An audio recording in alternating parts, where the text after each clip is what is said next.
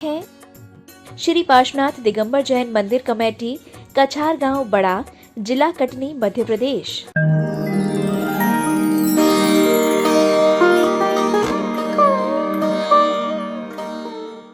ओम नमः सिद्धेभ्यः।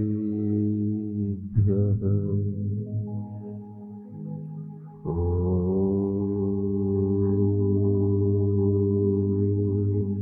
नमः सिद्धेभ्यः।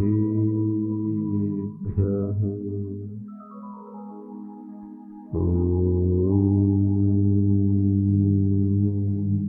नमः सिद्धेभ्यः।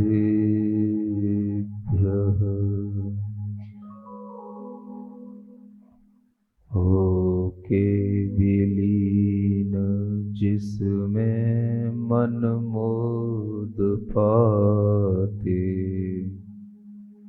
हैं, भव्य जीव भव वारिधि पार जाते। श्री जैन शासन रहे जयवंत प्यारा, भाई यही शरण जीवन है हमारा। आओ कथा हम तुम्हें प्रभु की सुनाते, श्री रामचंद्र मुनि के गुण गीत गाते। मर्याद निष्ठ पुरुषोत्तम मोक्षगामी, ध्याओ सदा हृदय में बनने अकामी। हैं 20 जिन अहो मुनि सुव्रतार्य, इक्ष्वाकुवंश रघुवंश बना महार्घ्य। श्री राम लक्ष्मण तथा भरतेश भाई, शत्रुघ्न साथ सबने यश कीर्ति पाई। थे अष्ट में बहुगुणी बलभद्र राम, अत्यंत प्रेम युत लक्ष्मण भ्रात नाम। सीता सती जनक राज सुताति प्यारी, जो शील रूप गुण खान प्रसिद्ध नारी। और यही सोच करके वे उस नदी में उतर जाते हैं। सीता का हाथ पकड़ करके वे उस नदी से पार होने के लिए चलते हैं, तो नदी का वेग अपने आप कम हो जाता है। यही पुण्य की प्रबलता बताई जाती है। जब पुण्य का उदय सामने होता है तो प्रकृति भी अपना साथ देती है। और इस तरह से वह सब नर नारी पुकार उठे, हमको भी संग में ले लीजिए। राम कहें जाओ भाई, मन भरत की सेवा में दीजिए। लाचार हुए बहुरुदन किया, कुछ लौट के घर को आए हैं।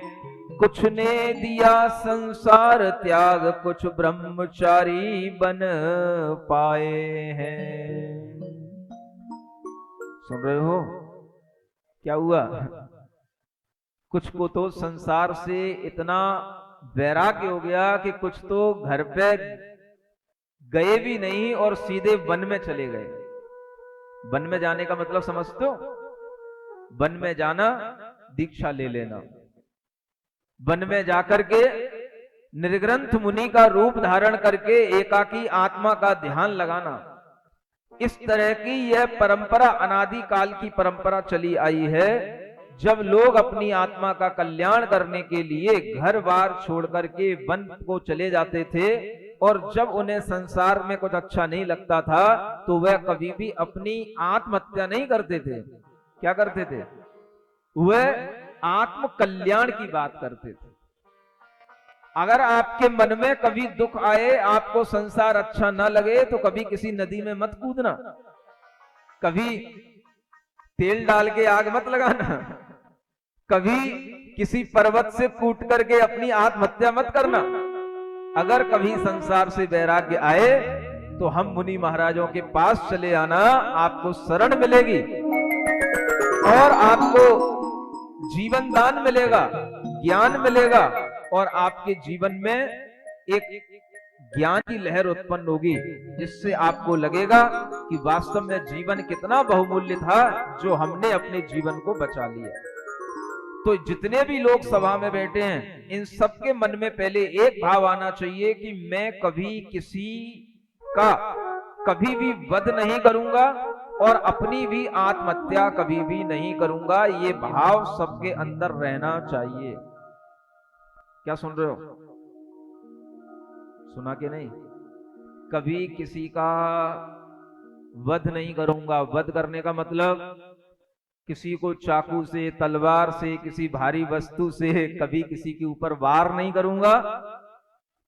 अपनी क्रोध के कारण से या अपनी प्रतिकूलता के कारण से अगर कोई हमारे ऊपर वार करने आता है, बचाने के लिए कुछ भी करना अलग बात है, लेकिन हम संकल्प पूर्वक कभी किसी की हिंसा नहीं करेंगे और आत्महत्या भी कभी नहीं करेंगे। सुन रहे हो? ये प्रण अपने अंदर बना करके रखना। प्रण समझते हो? रघुकुल रीत सदा चल आई, प्राण जाए पर वचन न जाई, प्रण नहीं जाई, है ना? ऐसा प्रण आपके अंदर होना चाहिए। और इस तरह से जब आप प्रण ले लोगे तब हमें समझ में आएगा कि आप लोगों के अंदर हिंसा का भाव नहीं है। सभी लोग इस बात का प्रण लेते हैं कि मैं कभी आत्महत्या नहीं करूंगा और कभी संकल्प पूर्वक किसी दूसरे की हत्या भी। पक्का? हाथ तो उठाओ। सबने उठा दिए? बहुत बढ़िया। इधर कौशल्या सुमित्रा दुखित रात दिन रोए, भरत देख व्याकुल हुए के कई धीरज खोए। अब सोचो घर में क्या होने लगा। इधर कौशल्या है, सुमित्रा है, सब दुखित होने लगे, भरत भी व्याकुल होने लगे और सबका अपना धैर्य जाने लगा। अब उस समय पर वह कैकेयी अपने बेटा भरत से कहती है कि ये मैंने क्या कर लिया, और ये जो कुछ भी हुआ है हे बेटा, अब इसको तू ही संभाल सकता है। कि कई कहती ऐ बेटा भरत, श्री राम को वापस ले आओ, मैं भी आती हूं पीछे ही, दोनों माताओं को ले जाओ। सुनते ही चल दिए भरत वनों को, प्रजा सारी संग चलो, माताएं भी सब हर्ष सहित पीछे जाती लगती हैं भली। उस नदी पे आकर तरह तरह के बेड़े बांध बनाए हैं, उन पर हो करके संग सहित श्री भरत पार हो पाए हैं। भरत जी सब माताओं को लेकर के, प्रजाजनों को लेकर के उस नदी के पास पहुंच गए और उस नदी को पार करने के लिए उन्होंने वहां पर बेड़ा बना लिया। बेड़ा जानते हो? हाँ, ऐसे पुल बना दिए जाते हैं जिसके ऊपर चढ़ करके सब लोग पार उतर जाते हैं। और इस तरह से उन्होंने वहां पर बांध बना दिया और उस पर होकर के वह भरत जी पार हो पाए। जो मिले उसी से पूछते हैं, श्री राम किधर को पधारे हैं। जब सब राह बताते जाते थे, सब ही के राम दुलारे हैं। जब दूर से देखा तीनों को, तो भरत धैर्य को खो बैठे, जाकर के गिरे चरणों में और रोते रोते यूं कह बैठे। कौन?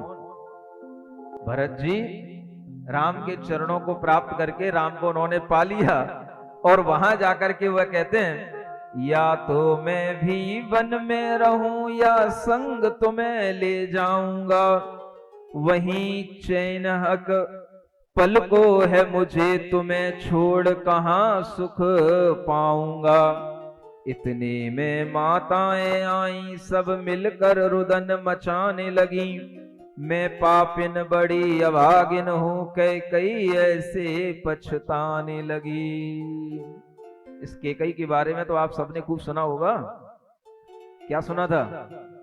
देखो एक बहुत अच्छी बात जैन रामायण में जो बताई जाती है, बहुत सारी दुनिया में रामायण है लेकिन बहुत अच्छी बात जैन रामायण में क्या है, केकई ने दशरथ जी से यह वचन नहीं मांगा कि राम को वनवास हो जाए। क्या सुना? केकई ने ये नहीं कहा कि राम को वन में जाने दिया जाए, राम को 14 वर्ष का वनवास हो जाए, ये नहीं मांगा। वनवास तो उन्हें जाना पड़ा। केकई ने क्या मांगा? मेरे पुत्र को राज्य मिल जाए। केकई का वचन क्या था? बोलो तो। मेरे पुत्र को राज्य मिल जाए। पुत्र को भी राज्य इसलिए मिल जाए क्योंकि उसे ऐसा मोह नहीं था कि मेरे पुत्र को राजा क्यों नहीं बनाया जा रहा है। पुत्र भी वन में जाने की तैयारी कर रहा था, उस पुत्र को बांधने के लिए उस केकई को राज्य मांगना पड़ा। आप सोचो केकई भी अपनी जगह गलत नहीं है। आप केकई को बहुत गलत समझते हो। जैन रामायण में केकई भी बहुत अच्छी मां है, बहुत कुशल मां है और बहुत गुणवान कलावान स्त्री थी। जब एक बार युद्ध हो रहा था, दशरथ रथ में बैठे हुए थे, तो ये केकई उनकी सारथी बनी थी। सारथी जानते हो? और सारथी बनकर के उसने इस तरह से रथ को घुमाया था, दशरथ के लिए अनुकूलता दी थी, दशरथ की रक्षा की थी कि दशरथ उसी सारथी के कारण से बच पाए थे। तब उन्होंने ये वचन दिया था केकई को कि आज तुमने मेरी रक्षा की है इस युद्ध में, जो तुम्हें मांगना हो मुझसे मांग लो। इतनी गुणवान कलावान स्त्री थी। माने स्त्रियों को भी युद्ध करना आता है, स्त्रियों को भी रथ चलाना आता था, स्त्रियों को भी सब तरह की कलाएं आती हैं। केकई अपने आप में कभी गलत नहीं थी, लेकिन दुनिया में केकई को गलत माना जाता है। जैन रामायण में केकई को कोई गलत नहीं कहा गया और केकई की वास्तव में कोई गलती नहीं, केवल उसे अपने पुत्र के प्रति मोह था और उस पुत्र मोह को वह तोड़ नहीं सकती थी, इसलिए उसने उस वचन को मांग लिया और उसके कारण से अपने पुत्र को राज्य देने के लिए उसे कहना पड़ा। क्योंकि अगर दशरथ भी चले गए, पुत्र भी चला गया, तो मैं किसके सहारे रहूंगी, ऐसा सोच करके उसने ये वचन मांगा था। इसलिए आप लोगों को ये ध्यान रखना है कि जैन रामायण में राम के वनवास जाने का वचन केकई ने नहीं लिया था, ये ध्यान रखना है। समझ में आ रहा है? वनवास तो उन्हें जाना पड़ा। क्यों? क्योंकि छोटे भाई के राज्य को करने पर बड़ा भाई वहां पर रह नहीं सकता और बड़ा भाई वहां पर राज्य में बैठता है तो कोई छोटे भाई को राजा मानने वाला होगा नहीं, इसलिए उन्हें वहां से जाना पड़ा। वनवास उनका अपने आप हो गया, लेकिन उसने वनवास की कोई मांग नहीं रखी थी। ये बात आपको ध्यान में रहे। ये जैन रामायण की बहुत बड़ी विशेषता है। और हम देखते भी हैं कि वनवास एक मां अपने बेटे के लिए कैसे मांग सकती है, भले ही वो बेटे दूसरी मां के हैं, लेकिन सब आपस में बड़े प्रेम के साथ घुल मिल करके रहते थे। कोई किसी के लिए द्वेष रखने वाला नहीं था, कोई किसी से घृणा रखने वाला नहीं था। ऐसी स्थिति में एक मां अपने बेटे भरत को जैसे प्रेम करती है वैसे ही वो राम को प्रेम करती थी, लेकिन उसकी मजबूरी थी और उस मजबूरी के कारण से उन्हें वह पूरा का पूरा राजपाट छोड़ करके वन को जाने के लिए रामचंद्र जी को उद्यत होना पड़ा। ये बात आपको ध्यान में रहे और इसीलिए आकर आपको ये ध्यान में रखना है कि वह केकई वहां जब बाद में राम के पास पहुंचती है तो पछताती है, और फिर वह कहती है, अब वापस राम चलो घर को, नहीं तुम बिन शोभा राज की है। अब क्षमा करो मुझको बेटा, अब चिंता तुम्हारे ताज की है। श्री राम ने उठ करके कई के चरणों में मस्तक नाया है। हे माता क्षमा मांग के क्यों बेटे को पाप लगाया है। मैं तो चरणों का सेवक हूँ, बालक पर कृपा करो माता। वचनों की रक्षा करनी है, आदेश पिता का है माता।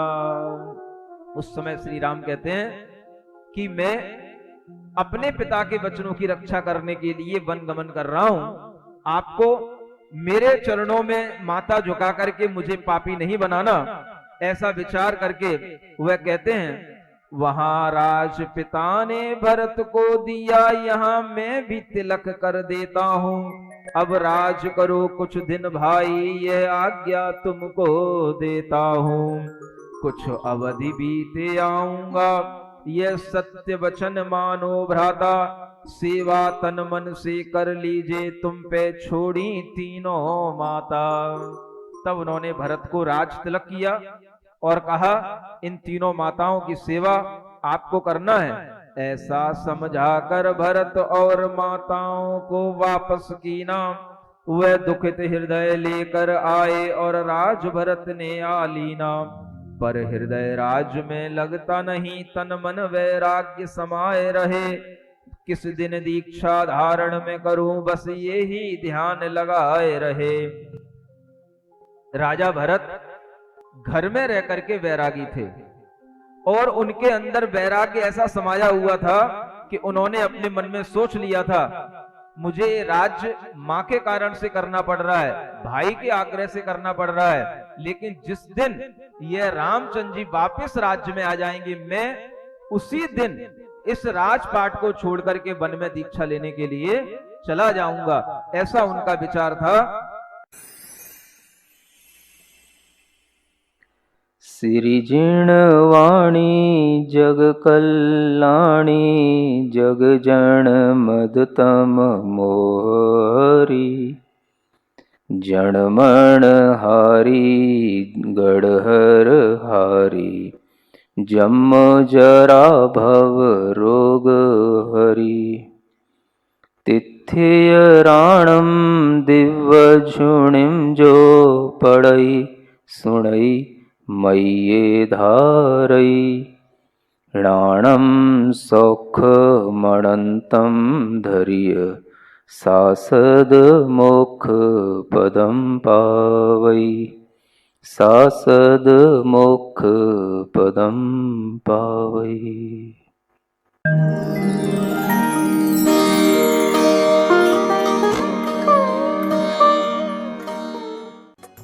इस कार्यक्रम के पुण्यार्जक थे श्री पार्श्वनाथ दिगंबर जैन मंदिर कमेटी, कछार गांव बड़ा, जिला कटनी।